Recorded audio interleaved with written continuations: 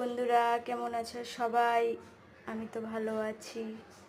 ভালো নেই বন্ধুরা, দুদিন ধরে শরীরটা একটু জ্বরই আছে।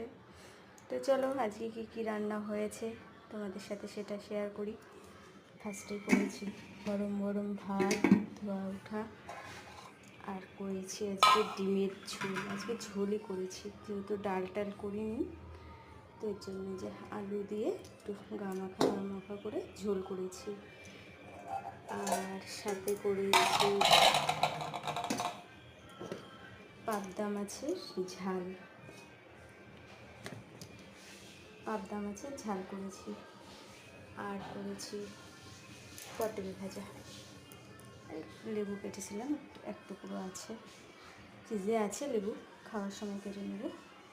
তো এই ছিল আজকে আমাদের পটল ভাজা, ডিমের ঝোল, পাবদা মাছের ঝাল, সাথে আছে গরম গরম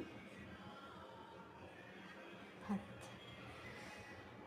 তো চলো সবাইকে শুভ দুপুর,